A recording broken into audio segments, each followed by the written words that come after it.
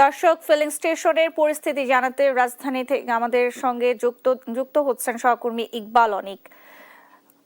অনিক, আপনি নিশ্চয়ই শুনতে পাচ্ছেন। ফিলিং স্টেশনের খবরাখবর জানাবেন, সেখানকার পরিস্থিতি কি বিস্তারিত জানাবেন আমাদের।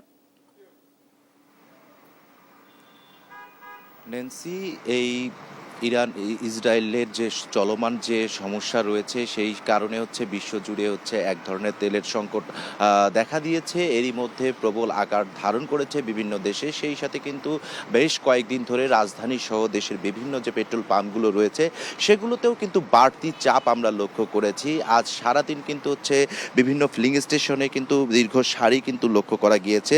এরই মধ্যে কিন্তু ঈদের ছুটি শেষ হয়ে কর্মব্যস্ততম মানুষ কর্মব্যস্ততায় ফিরেছেন বা রাজধানীতে বাড়তি গাড়ি ঘোড়া যানবাহনের চাপ কিন্তু বেড়েছে এবং এরই মধ্যে কিন্তু যে পেট্রোল পাম্পগুলোতেও কিন্তু সেই চাপটি লক্ষ্য করা গেছে। কিন্তু তেলের যে সংকটটি রয়েছে বা তেলের যে চাহিদা অনুযায়ী যে পেট্রোল পাম্পগুলোতে যে তেল আসার কথা ছিল সেইগুলো কিন্তু এখন পর্যন্ত আসছেন না এবং দীর্ঘ সময় ধরে কিন্তু এই পেট্রোল পাম্পগুলোতে শুধু রাজধানী নয় সারা দেশেই কিন্তু আমরা লক্ষ্য করছি বেশ কয়েকদিন ধরেই বাড়তি গাড়ির চাপ রয়েছে। কেউ দীর্ঘ 2-3 ঘন্টা অপেক্ষা করে পেট্রোল পাচ্ছেন বা অকটেন পাচ্ছেন এবং ডিজেল পাচ্ছেন। তো তারা আক্ষেপ করছেন যে সাধারণ যে যানবাহনের মালিকেরা রয়েছেন বা যে চালকরা রয়েছেন তারা বলছেন যে এই পেট্রোল কবে থেকে আমরা তাদের চাহিদা অনুযায়ী পাবেন সে বিষয়টি কিন্তু তারা এখন পর্যন্ত নিশ্চিত হতে পারেননি। সরকারের পক্ষ থেকে যাতে সাধারণ মানুষ বা ভোক্তা পর্যায়ে যারা রয়েছেন তেল যাতে নির্বিচ্ছিন্নভাবে পায় সে বিষয়ে পর নানা ধরনের